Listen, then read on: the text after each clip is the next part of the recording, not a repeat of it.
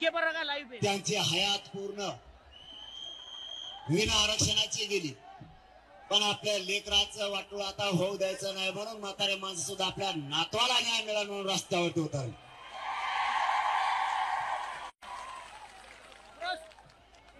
सरकारनं मराठ्यांवरती किती डाग टाकले हे मध्ये हलवून फिरवून म्हणायचं नाही. आता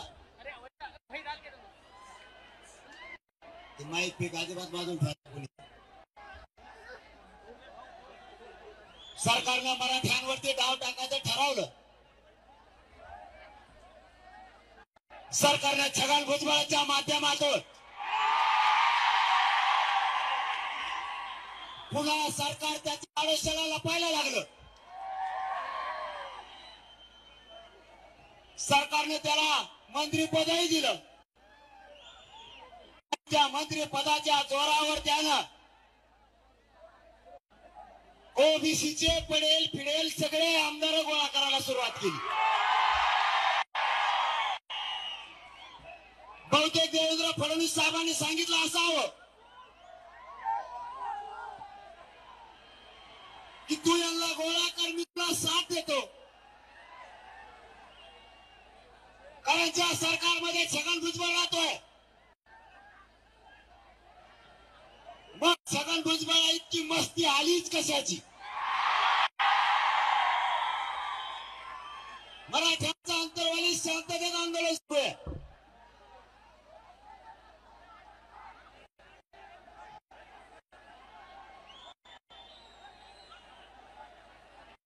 अंतर्वालीत मराठ्यांचं आंदोलन सुरू आहे. आंदोलनाच्या समोरच आंदोलनाला बसवलं.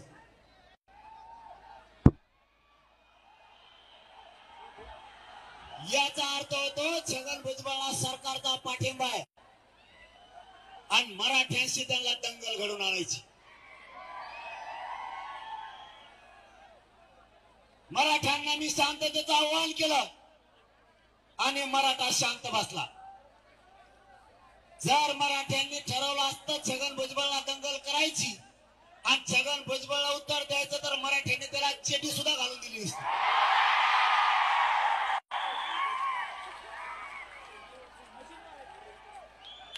पण मराठ्यांवरती ते संस्कार नाहीयेत.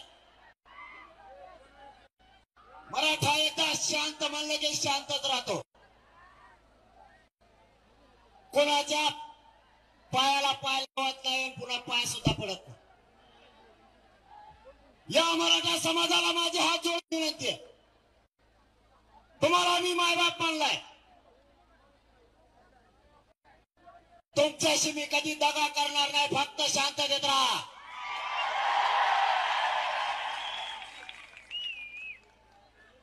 आपल्याला शांततेनं हे युद्ध जिंकायचंय. यांनी किती दंगल घडवण्याचा प्रयत्न केला, वाद लावायचा प्रयत्न केला, तरी मराठ्यांनी हात उचलायचा. गावखेड्यातल्या ओबीसी बांधवांनी आणि मराठा बांधवांनी एकमेकाच्या अंगावर नाही जायचं, शांत राहायचं. हे शांततेचं युद्ध कोणालाच पेलत नाही.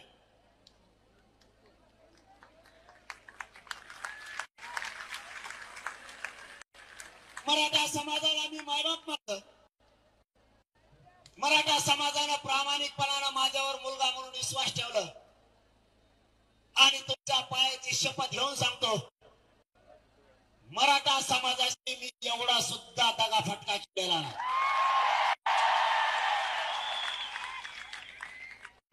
माझ्या शरीराची पुरी चांगली होऊन बसली. चालताना बसताना उठताना मला शरीर साथ देत नाही. सरकारनं माझ्यावरती हल्ले करायचे प्रयत्न केले, माझ्या विरुद्ध षडयंत्र रचले, मला जेलमध्ये टाकायसाठी एसआयटी सुद्धा नेमली. पण हा मराठा खानदानी जातवान मराठ्यांचे क्षत्रिय औलाद आहे. मी भेट सुद्धा नाही आणि माग सुद्धा सरकत नाही. तुम्हाला दिलेला शब्द आणि 6 करोड मराठा माझा जो आशानाने अपेक्षेनं माझ्याकडे बघतोय की हे पोरग निष्ठावान आहे. या शब्दाला मी कधीच तुमच्या डाग लागू देणार नाही. सरकारचं मायबाप हेच दुःख नाही. मी त्यांना मॅनेज बी होत नाही, इकत नाही, फुटत नाही. बाकीच्या लोकांसारखं मी नाही केलं. खरं सांगतो तुम्हाला, छत्रपतीच्या पवित्र भूमीत उभा आणि त्यांच्या पुतळ्याजवळ उभा यांनी काही दिलं असतं, पण सगळ्यावरती लाथ मारली फक्त माझ्या जातीसाठी. आई बापा, माझी एकच इच्छा आहे शेवटची, माझ्या गोरगरीब मराठ्यांना, करोडो मराठ्यांना आरक्षण देऊन त्या पोरांच्या अंगावर वर्दी चढलेली बघायची, बस एवढंच.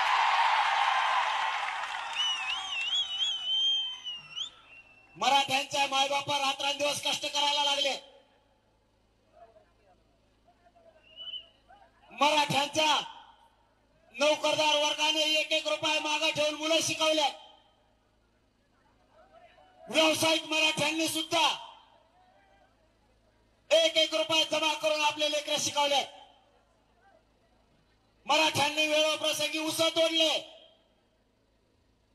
आपल्या आईबापाला वेळेप्रसंगी मुलाला मुलीला जर पैसे कमी पडले, व्याजानं काढले.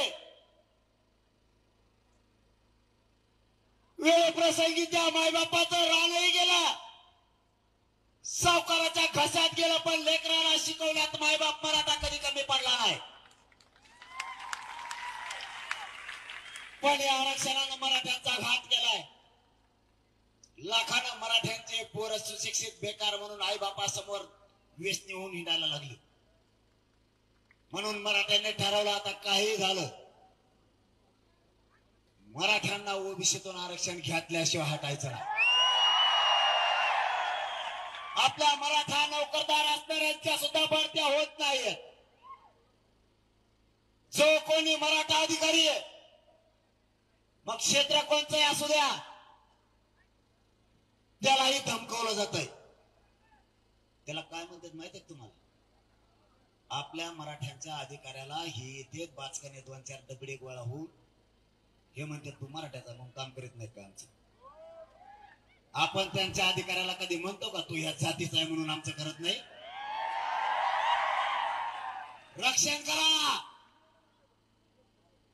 समाजानं आपल्या अधिकाऱ्यांच्या सुद्धा पाठीशी उभं राहायचं शिका.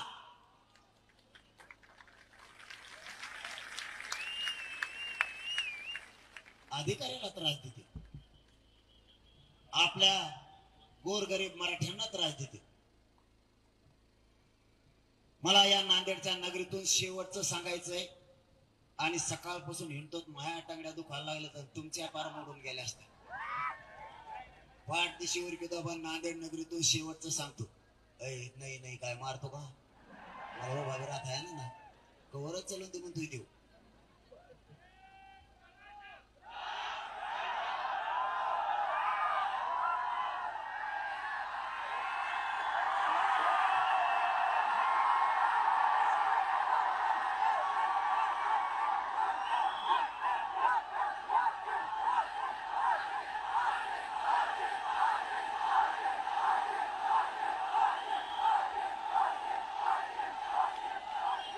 पहिल्यांदी पूर्वीच्या काळात पाटील शब्द लय नाव ठेवायचे. पाटला असा फोटा ठोकला, आयला मला तर असं बेकार म्हणतात ना ते सोशल मीडियावर, त्याच्यावर मला म्हणतात हे येड आहे छगन भुजबळ. तेव्हा म्हणतो याला कायद्याचा अभ्यास नाही, घटनेचा अभ्यास नाही, चौथी नापाशी, हे गावठी आहे. मी गावठी असून दे, मी फार बधीर आहे, तुला काय करायचं? मला काय लग्न करायचं तुझ्या संग? मी फार पागल आहे, येडा आहे मी. पण मराठ्यांना न मिळणारं 70 वर्षाचं आरक्षण आतापर्यंत 1.5 कोटी मराठ्यांना दिलं नाही, तो छातावर काय देऊ? अरे मी पुरा येडा आहे, मला काहीच कळत नाही. तू पायाने चालतो, मी टकोऱ्यावर चालवतो. तू घटनेचा कायद्याचा अभ्यास घे. पण माझा मराठा समाज पुरा खचला होता. आता कधी मराठ्यांना आरक्षण मिळेल की नाही. पण मराठ्यांना कळालं आता इमानदारीचा उठाव झालाय, हे शांततेचं युद्ध सुरू झालं, आता आरक्षण मिळणार. मी सरकारला विचारलं होतं, 54 लाख मराठ्यांच्या नोंदी सापडल्या, यावर मला खरं सांगा सापडल्यात का. त्यांनी मला प्रोसिडिंग बुकवरती लिहून दिलेलं आहे, 54 लाख नाही 57 लाख नोंदी मराठ्यांच्या सापडल्या. मग आता 57 लाख सापडल्यात, एकाच्या याच्यावर 40-40, 50-50 निघायला लागल्या. आपण 3च धरू, एका नोंदीवर 3, तरी 1.5 कोटी मराठा गेला नाही आरक्षणात. छगन भुजबळला कवा करायचं मी पागल आहे का येडा आहे. तुला चक्कर बसायची वेळ आणली मी, आणि तू जर आणखी लय दिवस माझ्या नादी लागला ना, तुला जनावरांच्याच गोळ्या घ्यावा लागणार. इंजेक्शन सुद्धा तुला जनावरच घ्यावं लागतं, इतका लांब आहे की.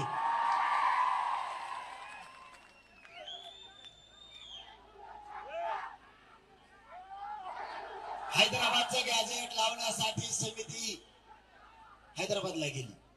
येडा आहे मी, लागली की नाही कामाला. कामाला लागली का नाही, आपला असा कचका असतो. माझा या नांदेडच्या लाखो मराठ्यांच्या साक्षीनं एक फडणवीस साहेबांना विनंती करायची.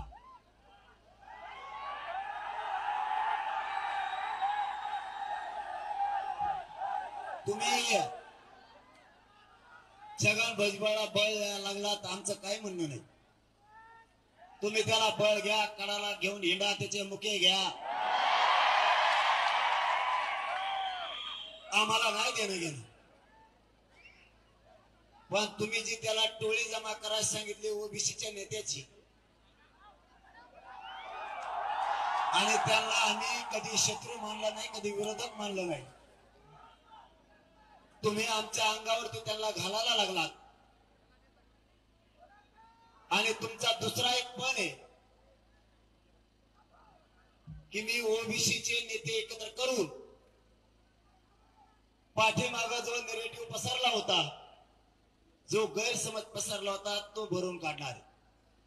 फडणवीस साहेब, तुम्ही गैरसमज भरून काढा, खड्डे भरून काढा, चढ उतार भरून काढा, आम्हाला मराठ्यांना नाही देणं घेणं. पण छगन भुजबळचं लय ऐकून राज्यातलं पुरं भाजप संपून बसू नका.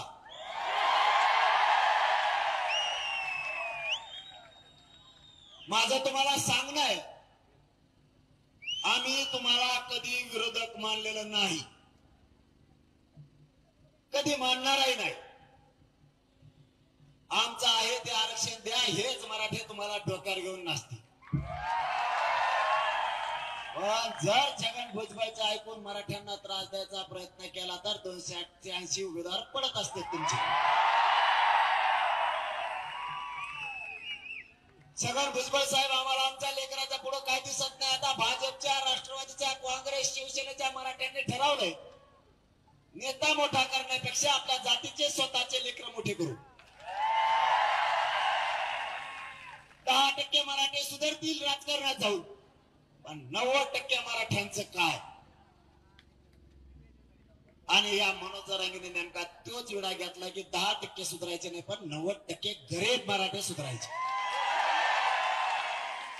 आणि त्यांची तीच पोटदुखी आहे की हे पोरग आपल्याला मॅनेज होत नाही, फुटत नाही, याला इथं बदनाम करा, नाही तर याला संपवा. आता संपवायला ते 6 कोटी मराठी अंगावर होते, बदनाम करते तर माझ्याजवळ कत नाही बदनामी सारखं. माया किती पॅन्ट झटकेले तरी 8 आणा खाली पडत नाही. त्यामुळे यासाठी फेल झाली, यासाठी कोणकडे गेली त्याची तिलाच माहित. आमचं म्हणणं साधं आहे. फडणवीस साहेब, तुम्ही पाठीमाग असं म्हणले, मला नावेलाजाने हे बोलायची वेळ आली. 1980 पासून ज्यांनी मराठ्यांना काहीच दिलं नाही त्यांच्या मागे मराठी पळायला लागले. फडणवीस साहेब, तुम्ही एक गोष्ट विसरला. 1980 पासून त्यांनी आम्हाला काही दिलं नाही हे मराठ्यांना माहिती आहे. आमचं 16% आरक्षण सुद्धा त्यांनी ओबीसीला दिलं हे आम्हाला माहिती. आमचं म्हणणं एवढं आहे, त्यांनी जी चूक केली ती तुम्ही का करताय? दुरुस्त करा ना. तेच किती दिवस सांगणार? त्यांनी चूक केली, तुम्ही दुरुस्त करा. आणि फडणवीस साहेब, तुम्हाला आठवण करून देतो पुन्हा एकदा, तुम्ही ती चूक दुरुस्त केली होती. 13% मराठ्यांना आरक्षण दिलं, त्यावेळेस मराठ्यांनी तुम्हाला 106 आमदार निवडून दिले. 106 आमदार हे तुम्ही विसरला. आता तुम्ही छगन भुजबळ आमच्या विरोधात उभा केला. बाकीच्या नेत्यांना तुम्ही बळ द्यायला लागलात. आणि माय बापा हो, मी आज तुम्हाला एक गोष्ट सांगायला आलोय. ओबीसीच्या छगन भुजबळची मागणी काय आहे? मराठ्यांच्या 54 लाख दिलेल्या नोंदी रद्द करा. आणि याला पाठबळ फडणवीस साहेबांचं सरकारचं.